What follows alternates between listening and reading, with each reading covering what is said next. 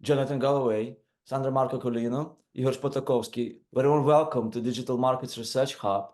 You all been working and are very strongly connected to UK academia, and also you simultaneously are working in either in, well, let me name the locations. Hong Kong. Jonathan works at Singapore, and your work, whereas your research is focused on China, and you are a common visitor. You are currently in China as well. Yeah. You just returned. Yeah, I just returned from. So the idea of this, and I know you as excellent scholars, excellent thinkers, and excellent colleagues. So I just wanted to use the opportunity, basically to retranslate conversations which we had during different coffee breaks. The focus of this hub is digital markets, competition. You come from these clusters, you all this from competition silos. But rather than talking about specific law or specific development, we mentioned them. But I wanted to use your intellect, your skills and expertise to look maybe to inform us about your feelings about the development in the region. So why wouldn't we start maybe with Jonathan, asking maybe you to begin with offering us the basic outline about Singapore. You moved from Newcastle to Singapore recently, but you've been before a frequent visitor of this jurisdiction as well.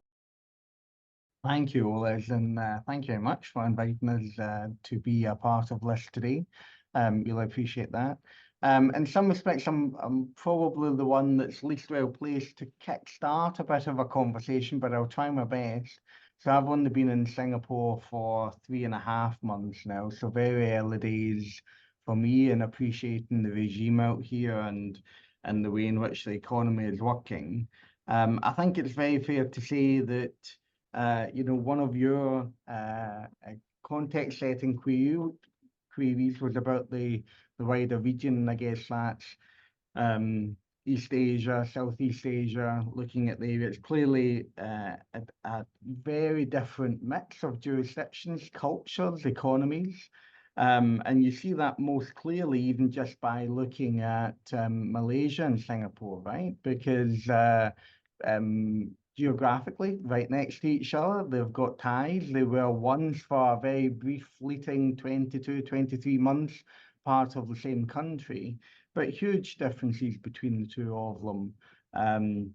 In terms of the politics, in terms of the economy, certainly in terms of the culture, notwithstanding very strong cultural and familial ties.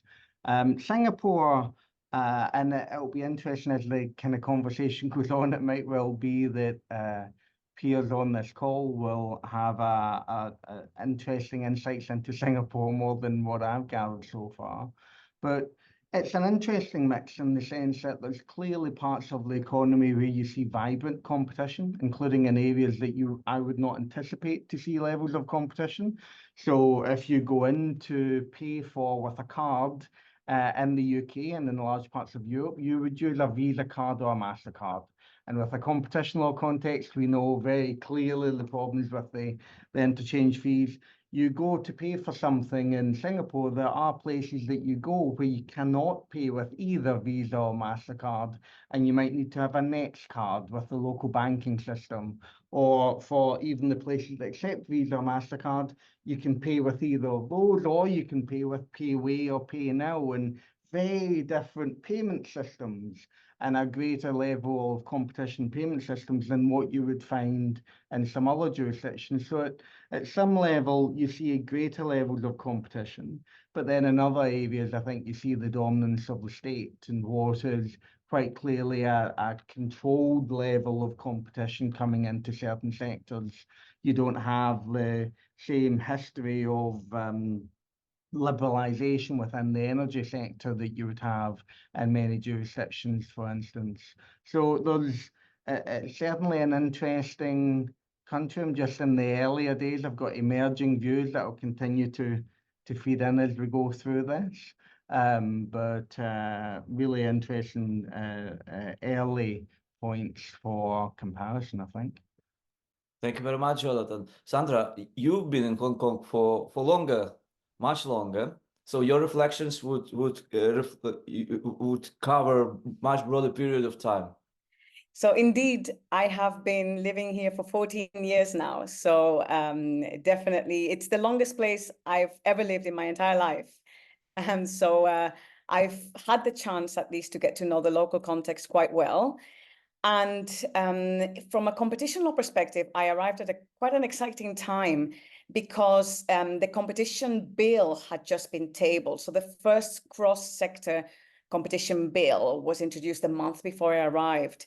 And the competition ordinance eventually was adopted in 2012. So there was a long period of debate after I arrived. Shall we do competition law? Shall we not adopt the law? I wasn't certain whether I would have a future here because I wasn't sure whether it was going to happen. But then in 2012, finally, it was adopted and it came into full force in 2015. So the first cases were announced in 2017. So it means the first years I was here, actually, I had a chance to look at other regimes around Asia, including mainland China, which I might make some reference to, but I know Igor is here who has also a lot of expertise on that. Now, what's interesting, maybe I'll say a couple of things about the ordinance and a couple of things about the context. So in order to get sufficient support for the law, important concessions had to be made. So, for example, the merger rule that we have only applies to the telecom sector. So we don't effectively have a cross-sector merger regime. There are also no standalone private rights of action. So if there is an anti-competitive conduct and you wish to claim damages, then you can only do so on the basis of an existing decision, infringement decision. And also the fines are somewhat more reduced to what we're used to. So the 10% of local turnover, and that's multiplied by years of infringement, but up to 3 years. So anyway, that's what we have, and still it's proven to be quite a powerful tool to fight anti-competitive conduct. With regard to the context, a bit like Jonathan has just said, we have some very competitive markets. I've written a lot about the telecom sector, and it's one of the most competitive in the world. And at the same time, we have other markets that are highly concentrated and where we have the presence of very big tycoons, as you're probably aware. And it's also, the problem is that these are interconnected sort of kind of conglomerates. So we have the presence of two big companies in the real estate and the construction market. And then they're also the owners of the main telecoms companies, of the main pharmacies, of the main supermarkets. So effectively, they build their tower, and in the tower, they put their own supermarkets. So it's been very hard in the past, before we had competition law at least, for newcomers to enter those markets. And we do have a significant number of markets with these duopolies, very powerful duopolies. So that's the kind of context that where the law has been applied. And that is perhaps one of the biggest challenges of the application of the law. Many thanks, Sandra. And Igor, and your reflection, please. Yes, thank you very much for this invitation. And my reflections are some from the past, some quite fresh from my recent visit in China, and a lot of talks with people in the industry, and also from the more official sector regarding the digital markets. So basically, China is one of the largest economy, and the digital market is really, really dynamic. And it's quite diverse regarding regulation on it. And on the other hand, there are some monopolists on it as well. So a lot of different factors connected together, and basically a cycle once when regulators are controlling it very harsh, and on the other, they are quite lenient in other sectors or in other contexts. So basically, after a 13-year legislative debate, the anti-monopoly law was enacted in 2007 and took effect in 2008. Recently, in 2022, it was updated, and there's no certain policy regarding the digital markets from that insider perspective. So it's really fascinating to look on every level of it, because there is that national level and there is many local levels, and companies need to operate within both. And on every aspects of life, those digital markets are important, because one of the current development regarding the mobile payment from the last decades, it's growing and growing. Alipay, WeChat, basically paying with a card is not possible in many places. Paying with cash is also quite difficult. So Alipay and WeChat Pay as mobile payment apps are recently also available for foreign cards, are really crucial within it. And on the other hand, it creates another specific monopolies of super apps. So it's fascinating context, and now it's a little bit easier from March 2024 for foreigners to operate within it without having a Chinese bank account, for example. But you still need to have a Chinese phone number to fully immersed within it.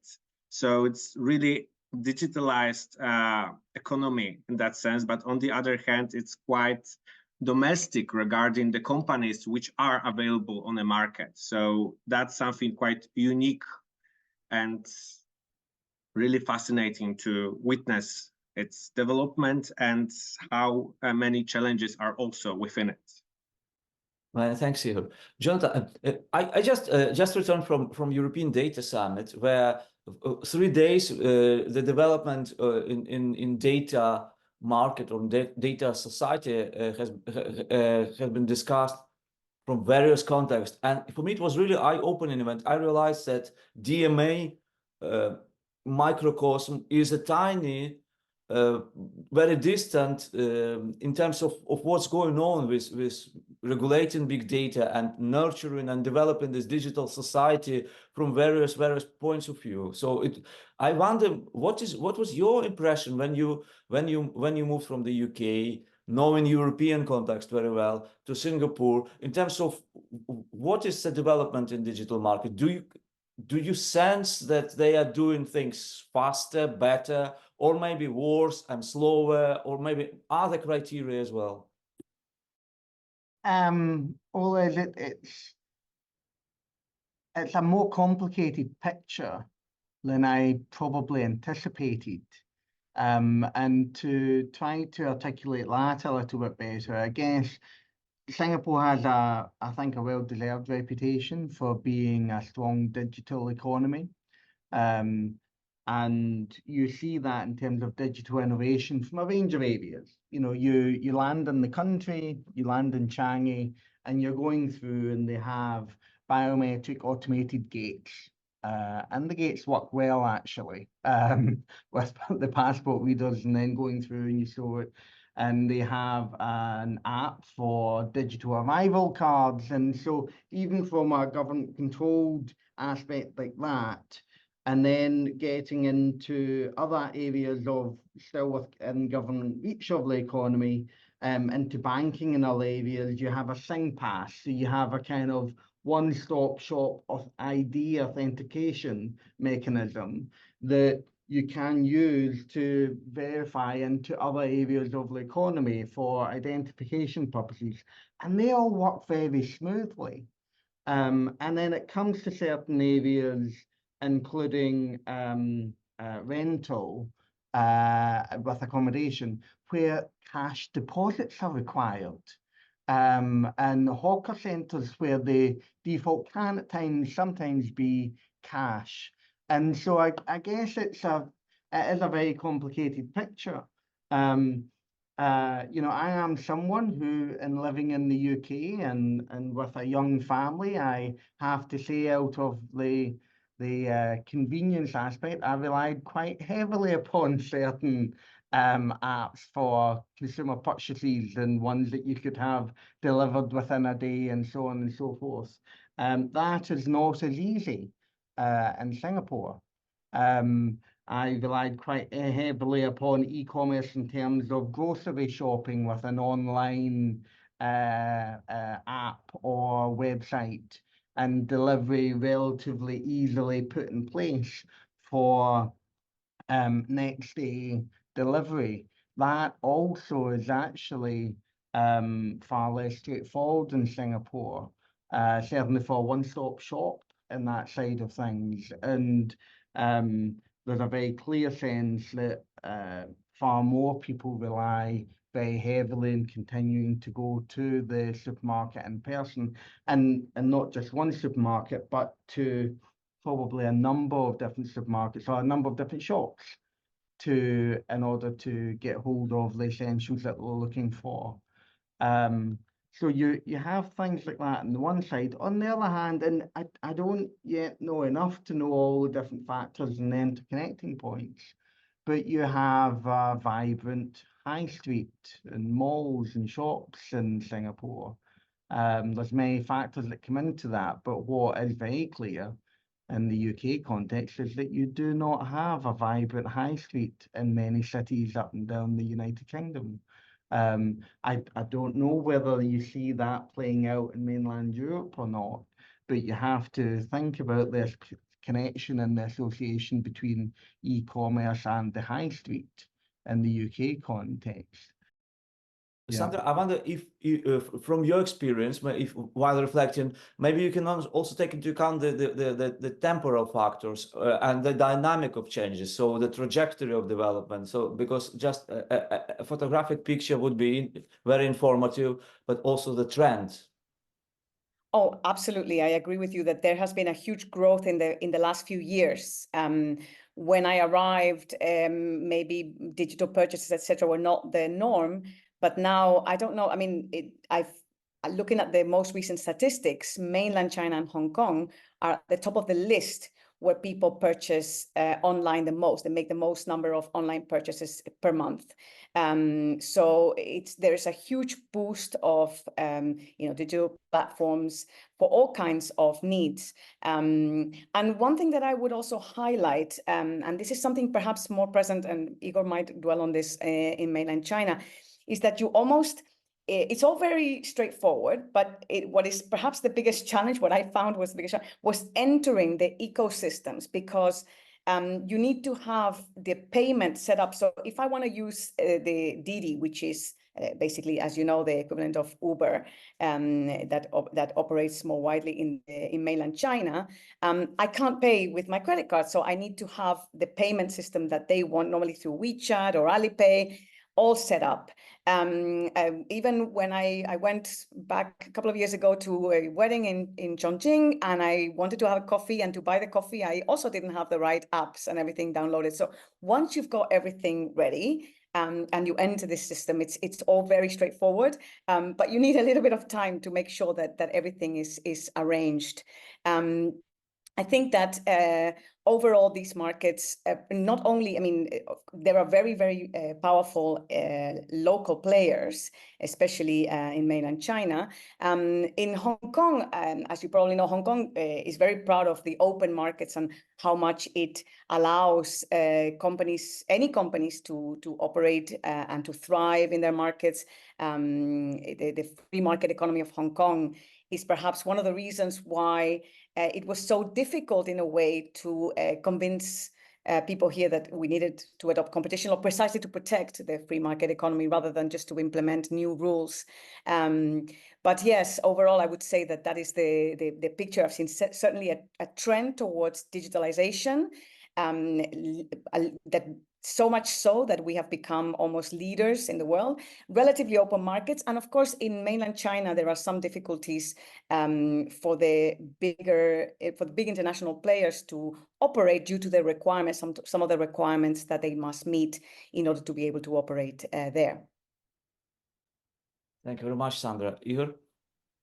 Yes, thank you. I totally agree with Sandra, and the really interesting point is about entering the ecosystem, because even now when I started my visiting position at Peking University, once again, I need to enter the ecosystem. So download all those applications, both Alipay and WeChat, Alibaba basically has many services there, but you need to have those two super apps because some of the features are in one and some are in others.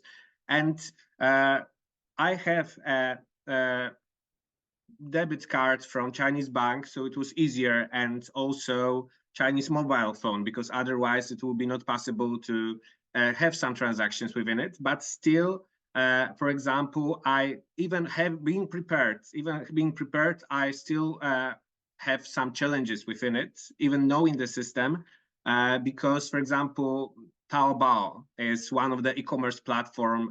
It's like Amazon. It's part of the Ant Group, which is part of Alibaba Group. So basically, the only options to pay to order something on Taobao, and I ordered a lot of books about Chinese digital markets, was to use Alipay, because you are not able to use WeChat, even if the services are similar, even they are the direct competitors on the market.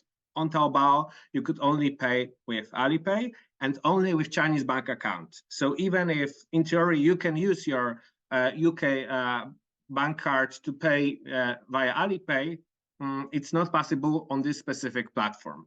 Similarly, if I want to travel a little bit and buy tickets for some famous places to visit, usually I would check those mini programs within WeChat to buy the tickets using WeChat Pay.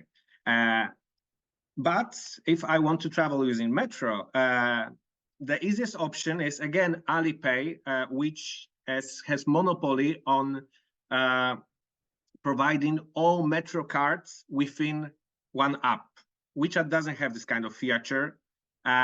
And it's really difficult to just buy tickets in the machine at the station. So without using those apps, it's not possible to function on a normal level and to have it really efficient way of travel. And there's a lot of those kind of issues. So entering the ecosystem is important. But on the other hand, sometimes it's not possible not to use a specific app, because you lose a lot of part of features which are on this market. So on one hand, there are some big tech companies which are dominating the market, but on the other, there's also like 45 different ministerial level agencies which are oversighting it from different perspectives. Like with Didi, travel with Didi, again, I'm using Alipay for it. But when I'm coming back to the airport, I have problems with my Chinese phone number, and it basically stopped my app. So it is really fascinating how this reliance on technology is now crucial to be able to function properly in China. So it's easing up for the foreigners, but as a foreigner coming to China, it's way more difficult to use to and to learn how the system operates. Sometimes it's difficult to imagine it. For me, it was easier because, and I talked with some people from UK who also been in China about it, because I'm Polish, and Poland is quite developed with, for example, with mobile payments. So it was easier than just coming from the UK to China to get some of those technological developments right now. So that was interesting feature, maybe a little bit anecdote from me, that my Polish background helped me to survive a little bit, or at least to get some things way easier on Chinese market. Thank you very much, Igor. So I wanted to ask, as a next question, the issue of digital markets regulation. We know that both jurisdictions which we are strongly associated with, EU and UK, are pioneers in this game of trying to introduce specific rules for regulating, for tailoring or shaping competition proactively in digital markets, which are considered to be entrenched systemically, and thus traditional toolkit is not always sufficient. And we also see it as a global trend. We see other jurisdictions introducing similar initiatives. what is the situation in your in the markets with which you've been designated to within this panel? Jonathan, maybe let's start with you again. Oles, I mean, to my knowledge, so far, Singapore does not have a separate regulatory regime for digital markets. And again, there might be other panelists that have a deeper level of insight into that or the most recent situation. My understanding is it's certainly an area of focus, which you would expect for the Competition Commission. They updated the guidelines a couple of years ago, which, as you would expect in terms of dealing with market definition, in terms of working through how best to adapt the pre-existing Competition Act 2004 to cope with digital markets and the issues that arise. But certainly, to my knowledge, as things stand, and it may prove to be the fateful comment, there's no separate regime in place. But there certainly is quite a lot of attention and focus around that, including some recent conversations I've had with officials from the Competition Commission, where it wouldn't entirely surprise me if they were looking along those lines and looking to learn the lessons from other regimes. But to my knowledge, as things stand, I don't think they have that in place. Many thanks, Jonathan. Sandra. This goes back to what I was saying earlier about the kind of aversion to regulate that we have here. So we are not seeing any attempts to adopt any kind of legislation that remotely resembles the DMA or the UK rules. We have seen, however, already the first case against digital platforms. Here we had an investigation that ended with commitments into Foodpanda and Deliveroo, which, unlike the case of Meituan in mainland China, which was dealt with as an abuse and which was considered to be a exclusive dealing issue, because Alibaba and Meituan, both cases that have been dealt with there, we're not letting the traders on their platform, or we're trying to impede them from trading on other platforms. It was very similar here, the same situation. Foodpanda and Deliveroo were trying to get the restaurants to operate exclusively on their platform, but it was dealt with as basically a 101 issue, a first conduct rule, and the focus was on the exclusivity in the agreements between the platforms and the restaurants. But whereas in mainland China, we will see there have been some guidelines, there's been a reform of the AML even to incorporate these issues. There's talks of different kinds of regulation, maybe less so competition law to a certain extent, but we've seen data reforms to deal with the data issues, the big data issues posed by platforms. We've seen content regulation, but here we haven't really seen any major line of action taken so far in this regard. Many thanks, Sandra. And I imagine you will have to provide a broader answer to us. Yeah, so basically after 2021 and those tech clash with Alibaba and everything what Sandra said, there was amendments to anti-monopoly law in 2022, and now the State Administration for Market Regulation, so the main regulator of the competition law in China, provided a series of departmental regulations, so lower level, on specific aspects connected to the platform economy, to the digital markets. Those are specific rules concerning the use of algorithms in price fixing, data market segmentations, and some anti-competitive agreements. There are also some drafts to provide maybe a little bit more ex-ante regulation, also to have those something like gatekeepers in the European Union, and also to control it a little bit. So it depends on the sector, because in my opinion, those things like cross-border data transfers are also strictly connected with the competition law, because competition law is used by regulators to achieve some political goals as well, to help economy, to support the domestic companies. So those issues are quite important. So there is some they're looking for some balance between not being too harsh, but on the other way, in some situation, the actions by the regulator are quite drastic, we can say. And there are certain rules we have already regarding the digital markets, and probably there'll be more of them in the nearest future. Of course, it depends whether those rules will be considered too harsh for the big tech companies, because big tech companies, even if they are not saying it loudly, they are quite impactful regarding those discussions with regulator, and in many cases recently, even with now generative AI, those initial drafts were softened because of the interference on different levels of the political structure by the big tech companies. So they are quite powerful.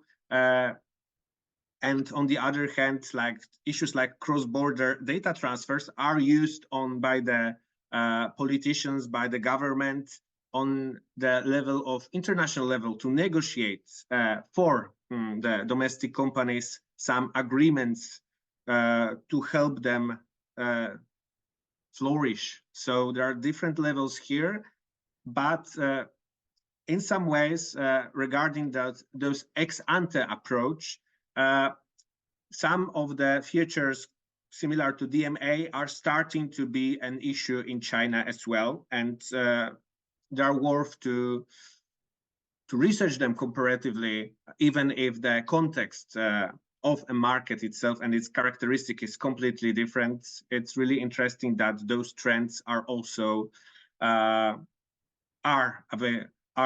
right now in China discussed as well. Thank you, Igor. And the next question is related to the previous one, in the sense that we know how rapidly competition law vision is transitioning from the focus all on self-sufficient microcosm of markets with minimal role of public authorities to something which is more hybrid, in a sense where we consider at least ex-ante rules as not being insulated from broader societal context. So my question is, we know that the region is traditionally, maybe stereotypically in some jurisdictions, and maybe for right reason in others, is being seen as the one where the role of public authorities in shaping societal relationship broader in strategic planning is much more colorfully present and much more robust than in Western liberal democratic world, so to say. Is it correct? Does it depend on sectors, on objectives, etc.? Jonathan. Broadly speaking, I think it's correct. Certainly for Singapore, I mean, the nature of the one thing about Singapore is you can see very clearly the ability to take the strategic long-term view on activity. And I don't think that means that everything is controlled at the micro level, but I think it means that government policy for longer term shapes the way in which markets evolve in Singapore, and making deliberate decisions as to the pace of innovation. And so just again, I'm sure that this is just very emerging reflections, but I do think the very deeply held desire within Singapore to maintain societal harmony, and that can be open for others to explore the ins and outs of that. But you know, you have the four official languages, you have a very clear sense of wanting to maintain a harmony across the different ethnicities present within Singapore. what I think you also see is a desire to ensure that innovation is not moving too far ahead of where that harmony in society would be. And so one example I'll give you that occurred quite quickly after my arrival in Singapore, and it seems to have genuinely surprised Singaporeans actually. And it was all over the front page of the Straits Times. So with the digitization of the MRT card, so the card for getting around the metro system, which you had the card that you could use at the barrier, and it would show you there and then on a display on the barrier what the sum of money was left on it. And you could top it up by then moving at any MRT station to the automated payment machines and putting it on that, and then putting the either cash in or, and depending upon the setup, also paying by the kind of local payment system.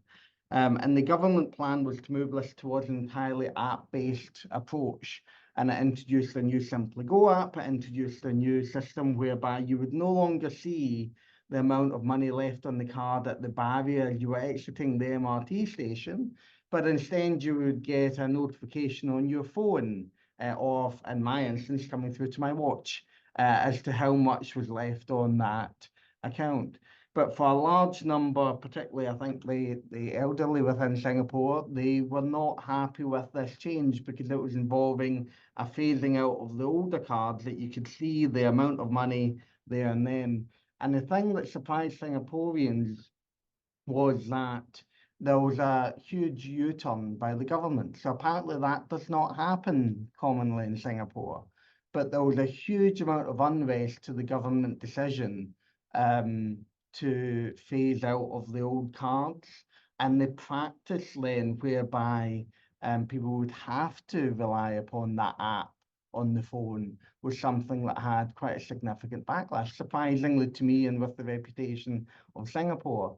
And then even more surprisingly, the government within less than a week had U-turned and decided at significant cost to try to ensure the maintenance of these older cards to be used for the MRT system. So I guess that's just meant as an anecdote to show that I do think there's a level of government control in the markets and the evolution of markets in Singapore. And it tries to just move ahead at what feels appropriate and right for that market, which I think means that you might well have some markets moving ahead at far greater pace than other ones, depending upon the users and the stakeholders involved in those markets.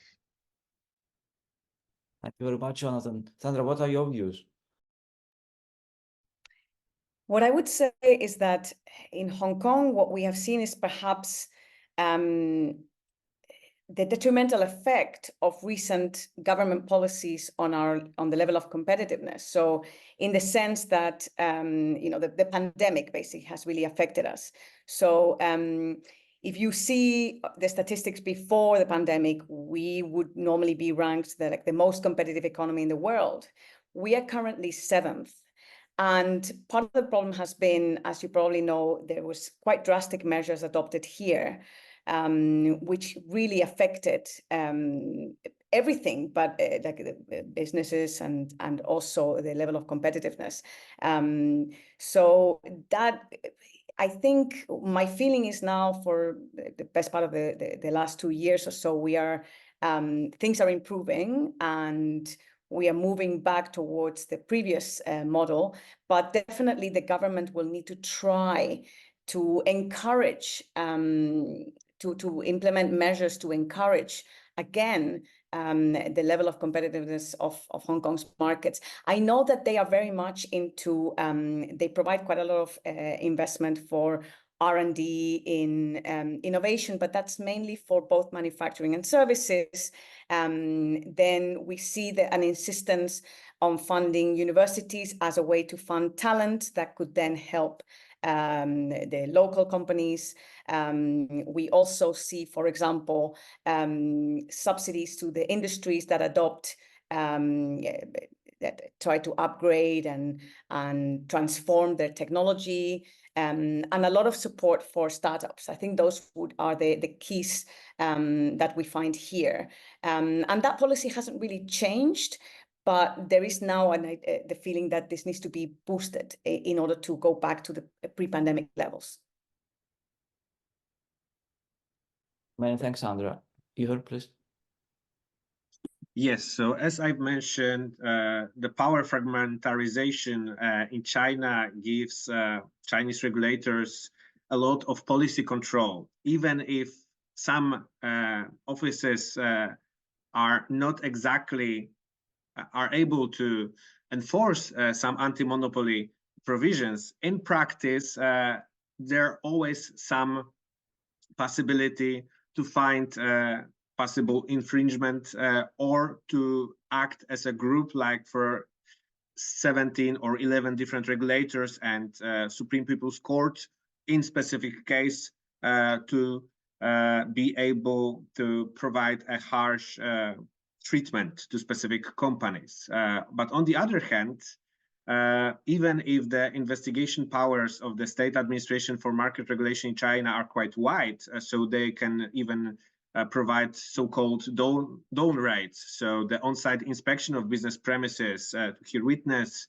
It's also even like when some provisions are quite harshly enforced. In other cases, the leniency of the regulator is visible. So basically, especially the State Administration for Market Regulation may, in its discretion, offer to reduce or even exempt certain important from the perspective of the Chinese economy companies from any penalty. So, and those kind of treatment is rather focused on local companies than foreign. So the anti-monopoly law, or broadly those different competition mechanisms, are used to boost the economy if it's needed. But if the big tech companies or the groups of companies are too powerful, it also might be used as a tool to stop them and restructure them, like Alibaba in 2021. So, but the problem from the perspective of those technological companies or different stakeholders on the digital market is that it's not only one aspect, that you need to be cautious in every area, whether it's data privacy, whether it's about more fintech perspective on it, because, and for example, in specific sectors like health tech, those kind of inspections of business premises are happening from different offices like once a week, and during pandemic it was every day. So those kind of oversight of some crucial aspects, crucial entities within the digital market or the platform economy are visible. So it's really difficult to be able to say whether some kind of enforcement is what will be the current trend in enforcement, because it's changed like every 6 months or something. So it's strictly connected with the political goals, and it's way different on local level. So companies in Shenzhen might have different treatment comparing to companies in Shanghai, because there's also that local governmental level, and there are local agencies which have the similar power. So if there's a huge company, there'll be much of effort put regarding enforcement on the national level, but sometimes if it's smaller one with a good relation on the local level, a lot of like horizontal monopoly agreements or other kind of bad practices in a sector will be exempted from any penalty because of the good relations on a local level. So it's really difficult market from the perspective of foreign companies, but it's also quite difficult for the domestic companies to get to know what exactly rules are right now. So they put a lot of money into research those regulations and a lot of efforts to be able to determine what exactly means the compliance to the specific norms. Thank you very much, Igor. The next question is about the structure of markets, namely the presence, at least in digital markets, big tech companies. What is the situation in the jurisdiction you know most, and what do you see in terms of the response by the authorities? Do they nurture, do they encourage the emergence of domestic national champions, big tech companies, or are they focused on trying to regulate the foreign big tech players? I know, Jonathan, you've been doing research on this topic well before it became somehow mainstream, so to say, the role of national champions and competition law. So maybe you can extrapolate your theoretical background to the situation in Singapore as well. Thanks, Olis. I do think it really does depend upon the sector in Singapore. I think Singapore's pretty conscious of the size of the state, and I think it probably also tries to, I don't want to necessarily give too much deep meaning to things, but at a geopolitical level, it tries to ensure an element of neutrality between East and West. And I think you see that in terms of entry to the market of key market players, but still within limitations. And so, you know, there's a market presence from the likes of Amazon, and market presence by other providers, but within constraints. So the choice wouldn't be what you would necessarily expect in many UK and European countries. So in terms of the present, there are certain industries that have a very large, significant Singaporean company presence, but I think it really does depend industry by industry. I don't think there's a and you'd maybe expect that more generally speaking, of course. There's also equally a strong desire in industries that are of national importance to ensure that Singapore continues to have a certain level of independence and control of its own destiny. And you would see that, you know, in France with the pharmaceutical sector, for instance. In Singapore, I think you see that even from the way in which it approaches its you know, investments from its pension fund and such like, and how it approaches infrastructure investments. I think it tries to be very clear-eyed in terms of funding its own strategic infrastructure developments, which of course many other countries in the region and more broadly are very, very heavily dependent upon certain countries in particular. And I think Singapore tries to avoid over-dependence upon any one state or country, if I can put it that way. But, you know, recognises those limitations as to what it can do given its size. Thank you, Jonathan. Sandra? Yeah, so I mean, in Hong Kong, I would say these big tycoons that I was talking about earlier, they've amassed their power for a number of different reasons. And I would say, well, did the government play a role? Well, you have to think, if you think of how late we adopted our competition law and how long these companies have been able to basically get away with pretty much anything because it was not against the law. Just to give you an example that is perhaps very well known, some years ago, perhaps 2 decades ago, so Carrefour, the big supermarket chain, tried to come to Hong Kong.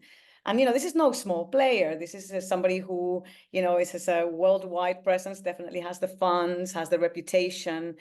And they found it difficult, borderline impossible to establish themselves here, partly because what I said earlier, the tycoons, when they build the properties, they put in their own supermarkets. So finding locations was difficult. And they did all the kinds of things that we would normally consider anti-competitive, threaten the suppliers, say, well, if you deal with a newcomer, we will not buy from you anymore. So it was very difficult for Carrefour to find supplies and to find locations. And at some point, it exited the market. So this could be done without any punishment because we didn't have any regulation. So clearly what we are seeing now, I mean, you can think that it's not so much, perhaps the laissez-faire approach is the way that perhaps some of the local companies have managed to amass the power that they have. For instance, we have this huge telecoms conglomerate, Hutchinson, that you probably are aware of. They own 3. So there was a lot of interest here when the European Commission blocked the 302 merger, because of course this was a subsidiary of or a company owned by Hutchinson. But yes, so that's how I would say these companies have been nurtured more by the lack of activity than by proactive policies in a way.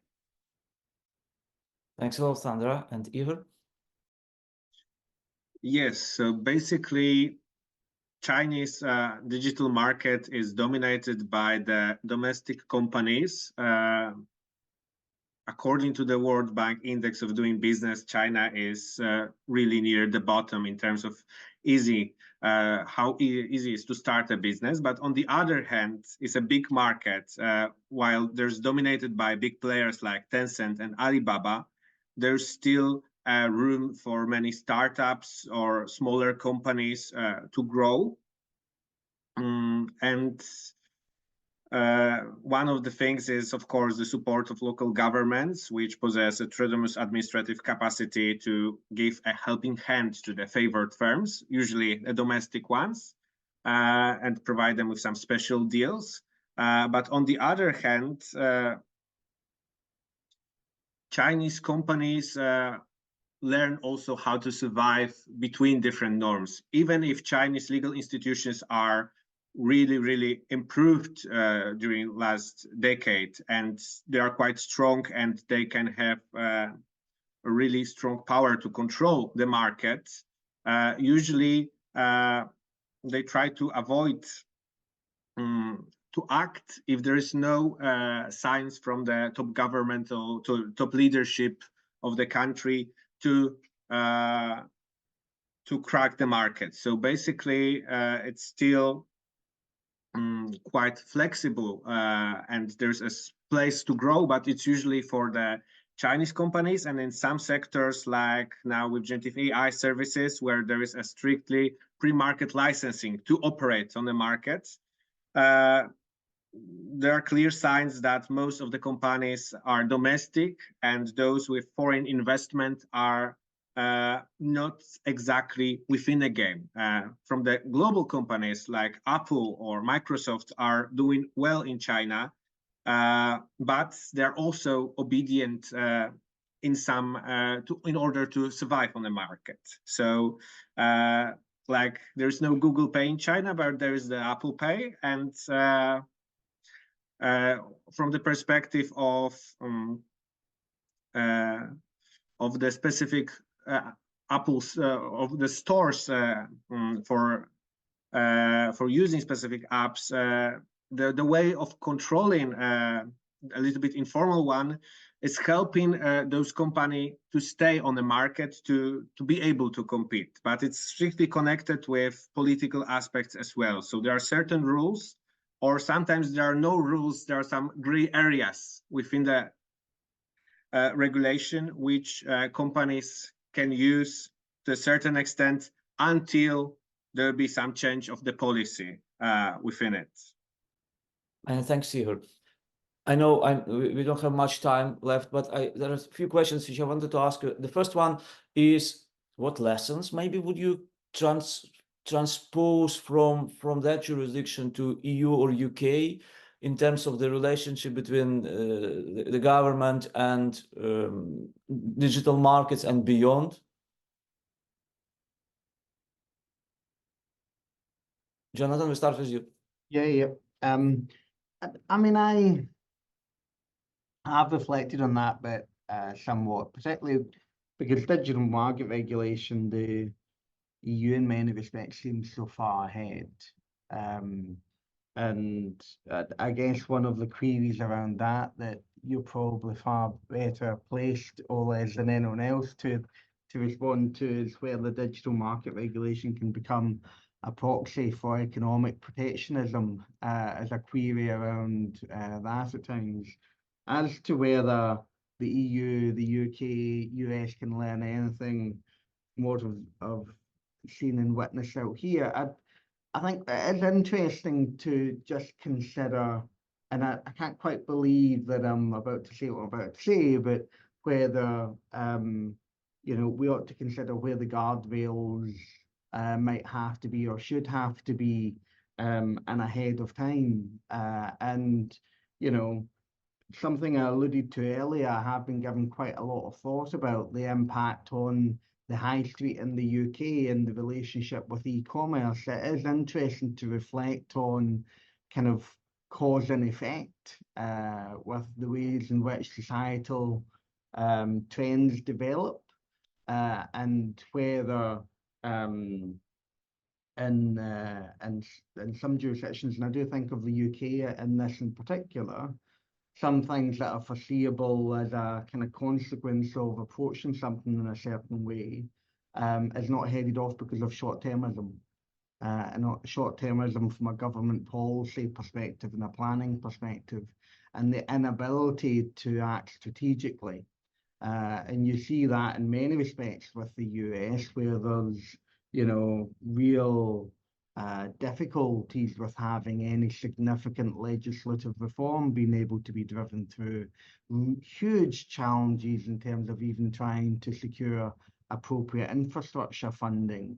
And what you have is that balance between industry and the state perhaps be tilted far too much towards industry and the private sector for something that is a strategic interest for the state. Because of the inability of state mechanisms to function strategically. And so I guess there's something there. I don't know what the answer is to it, but when you look at a jurisdiction like Singapore, one thing is notable, which is they act strategically.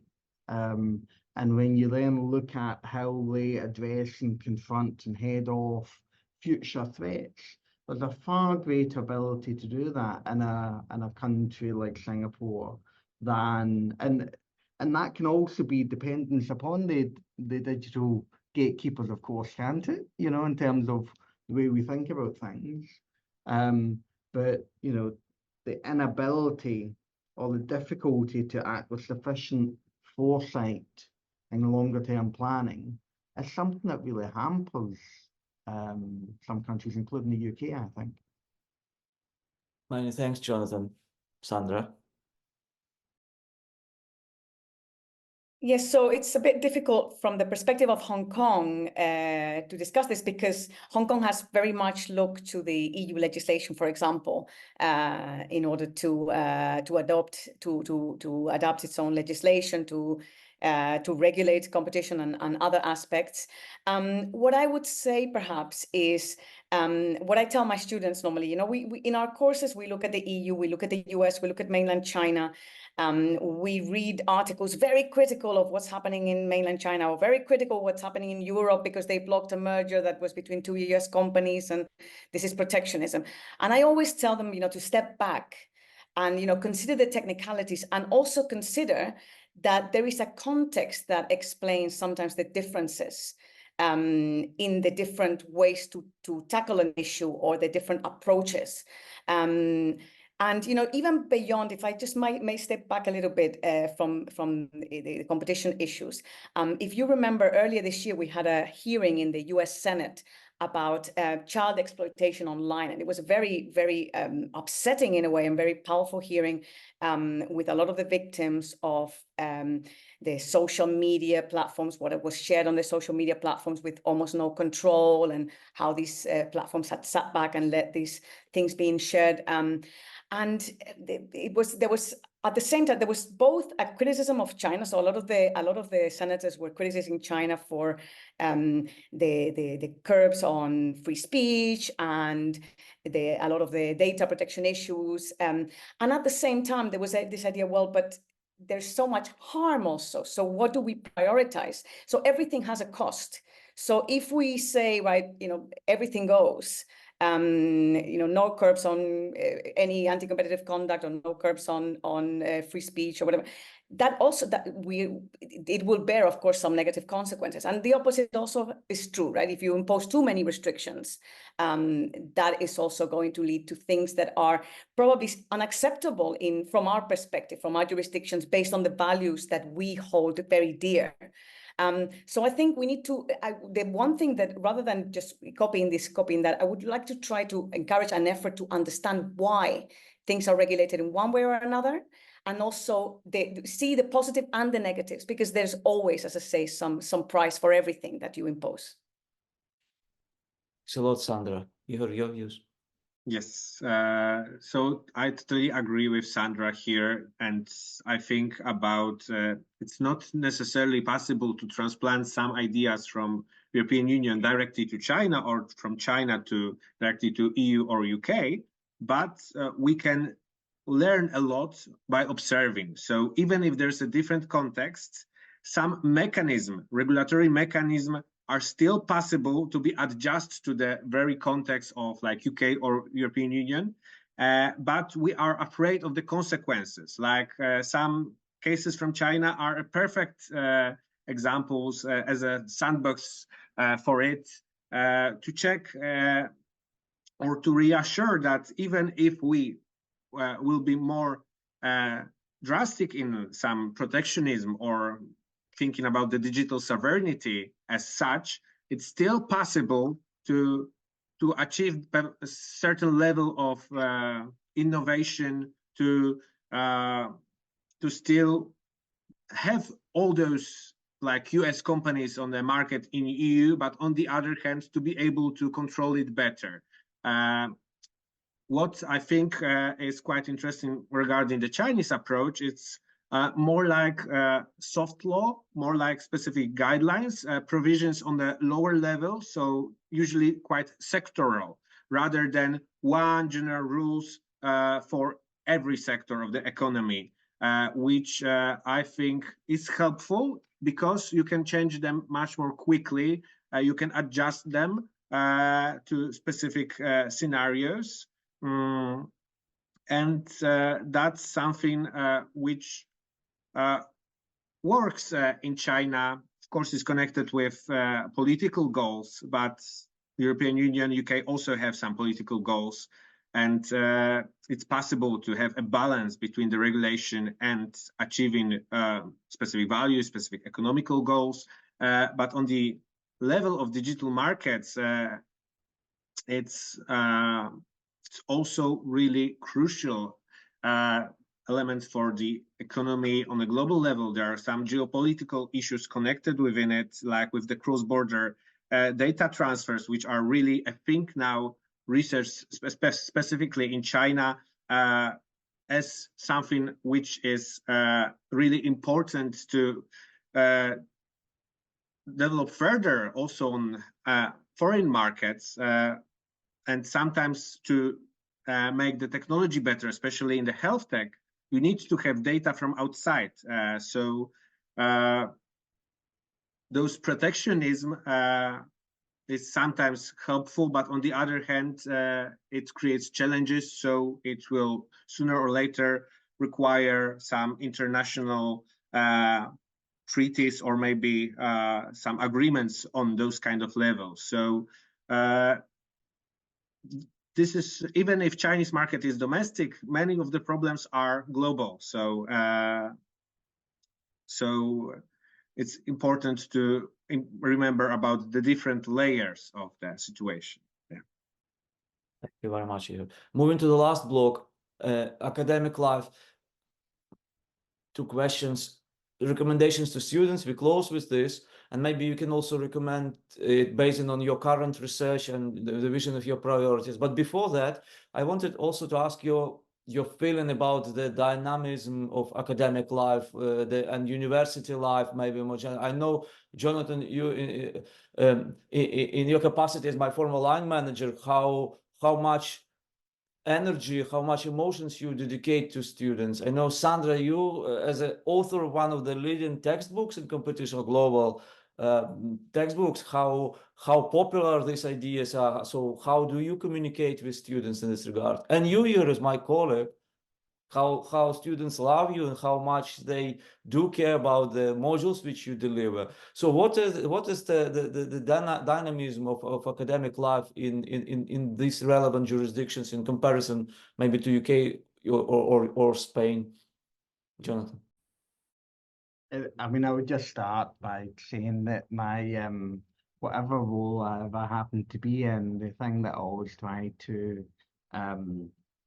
support, put mechanisms in place to allow for is student exchanges, and that can be virtual exchange, but there's nothing that quite replicates the opportunities that are made available through physical exchange, immersing yourself within another country and culture, legal system, and that's something that I'm now doing here. I was absolutely astounding. I never knew this, Oles, and time at Newcastle University, in the Newcastle campus, that each and every year 240 students from Singapore go and spend 3 weeks in Newcastle. Last year it was 500 because during COVID it couldn't happen at all, and so part of the degree program that we teach here, the students go out and undertake an immersion within Newcastle, and that's quite a short period of mobility. There's challenges around that, but there's no substitute really for building in a comparative approach to build up transparency and understanding. And that's what Sandra does so fantastically well in her textbook, and that's what Igor was alluding to not long ago in terms of talking about not necessarily looking to lift and drop it somewhere else, but just to learn from each other and understand each other. And every role and all students that's what I seek to try to provide for, whether it's teaching or whether it's creating opportunities. And students respond to that. They are intellectually curious. That's obviously what is driving them through university, and you just have to try to help explain why that context is useful to them, and it might not provide an immediate instrumental benefit to X, Y, or Z that they're doing next week or next month, but that understanding and that broader cultural awareness is something that provides benefits as you move through life. I don't know if that answers the question, Oles, but that's where I went with it. Thanks a lot, Jonathan. You did. Sandra? So we have pretty much, I think, like in Singapore, and much like a lot of the UK universities, we have a very international profile. So I think in 2018, we were ranked #1 in the world for internationalization, because we really have members of staff from everywhere. And I think that reverts into very dynamic teaching. What I find that perhaps we offer, and I think I would assume that a lot of universities in this area offer, is this idea, well, even though we often look at local issues and look at the local law, but we put it into the more global context, and we explain not just the comparative elements, but also the discussion as it is, comparing, for instance, even from the perspective of tort law, right? How the common law and the civil law jurisdictions sometimes seem to come to very different approaches. From the point of view of competition law, of course, we have so many nice comparative elements that we can introduce. So I think the fact that, even when we are teaching local law, we have both locals and international staff involved in the teaching. I think that gives always a more holistic perspective. Now, from the point of view of the academic life for the students also, I would like to highlight that. So we have this very nice campus, which is effectively a mountain, a hill in the outskirts of the city, where our undergraduate students live. And I'm a little bit jealous when I walk around, because it's really like there is it's really like a community. There's full of restaurants, and we have a college system, so we all belong to a college, and there's always all these social activities going on in the campus. And for the postgraduates, we have a downtown kind of campus in the middle of the financial district. So it's a bit of a different feel. This also allows our students, of course, to also practice, or whether training or whether doing some kind of legal jobs, and also study with us at the same time. So in order to allow them to enrich also the practical skills. So I would those are the things that I would highlight the most. Thank you very much, Sandra. Igor? Yeah, so basically at Peking University, there are different contexts, but comparing to like Peking and CUHK, so the best Chinese universities are quite internationalized, and members of the staff, usually many of them studied abroad in US, UK, and they provide those kind of perspective to students. So regarding the curriculum, it's quite comparative, especially regarding the comparison with United States. With Peking University, it's also interesting because there's a Shenzhen campus which provides JD faculty, so Juris Doctor. It's like academic style faculty, and many scholars are from US, UK, or other European countries. And there's also that Chinese part. So in Shenzhen, there's a real international perspective and really comparative perspective regarding the research of those kind of issues. So this is really fascinating, and it's quite unique in the Chinese context. But from the perspective of students at Peking University, law school, and where I come from, so Yanqing Academy. So Yanqing Academy is completely the most international community at Peking University, because there are people, it's like Rhodes Scholars, so it's all around the world coming to China, so to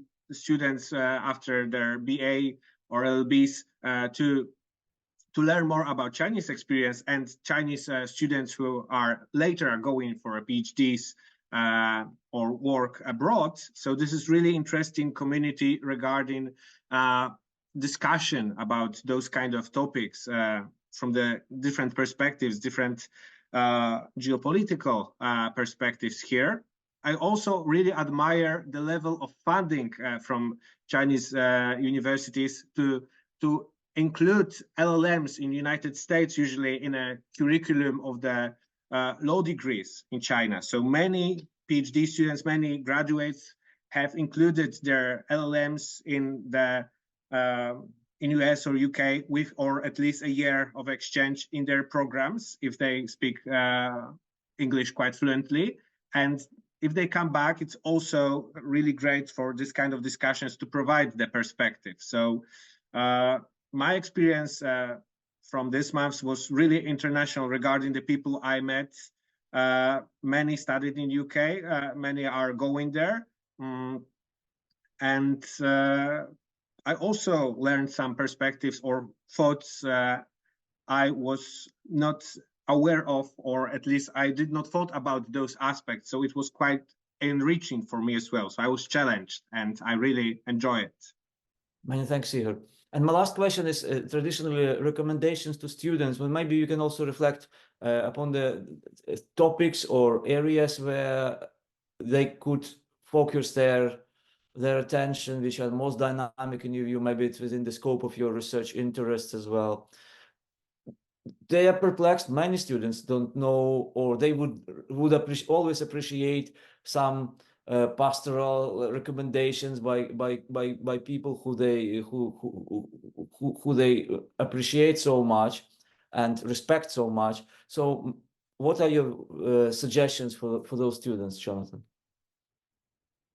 I think it would be open, expose yourself to things that are pushing you out of your comfort zone. For some students, that will be traveling, going to different jurisdictions. For some, they might have come up with that more organically. But find the thing that does push you out there, where you have a level of discomfort, and find mechanisms and ways of overcoming it. And in terms of in your studies, get to the point where you're thinking about what the challenges in the future are. And sometimes that might be connected to the where they are just now. But, you know, reflecting in this conversation, Ola, is one of the big things in listening to the digital markets and other jurisdictions, you know, and the EU is obviously already grappling with issues of portability. But into the future, when we think about our digital selves and lives, I mean, that's going to be the huge thing continuing. And I guess what I would say to students is find yourself drifting to what the future issues and challenges are. And that's only, I think, going to become more pronounced. I wonder whether portability between digital ecosystems in the future is what the different railway gauges between East and Western Europe was in the Cold War kind of a thing, the requirement to get off one, shift across to the other, and then try and get going again. But my goodness, there wasn't half a transaction cost with that. So find ways of imagining the challenges of the future and put yourself in that and start grappling with it and have a bit of fun in the course of doing so. Many thanks, Jonathan. Sandra? I completely agree with Jonathan.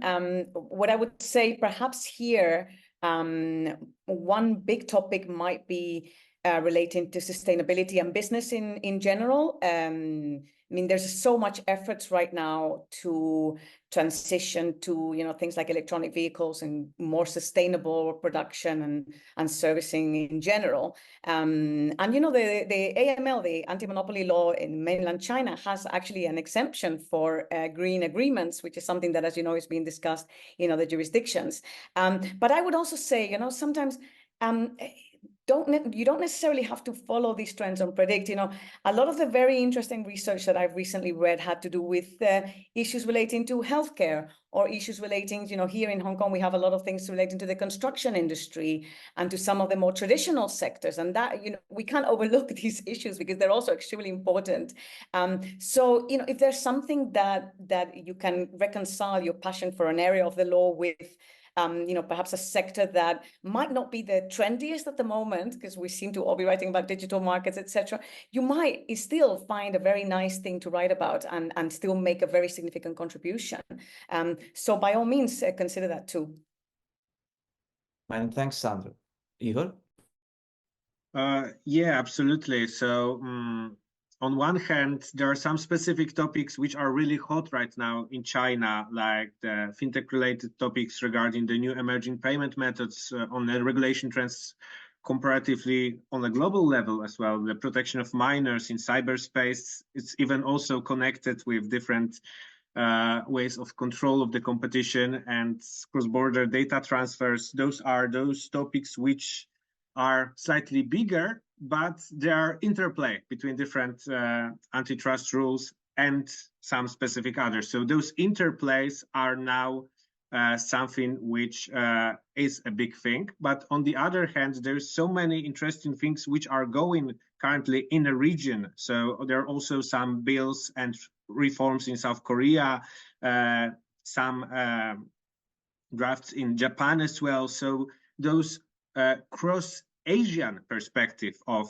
different trends. This is something which is really interesting. Of course, it's relevant. It requires specific skills, usually also regarding the language, but it's really fascinating and seeing that different perspective, how those global perspective, how the rules between China, US works in other jurisdictions in Asia. This is something which is worth to check and research, because a lot of things is going on right now, and who knows how it will develop in the recent future, because there's a lot of investments, a lot of possible challenges which will happen, and whether it's a place for mutual learning or maybe it will be a different approach. So also comparing that ex post at ex ante rules.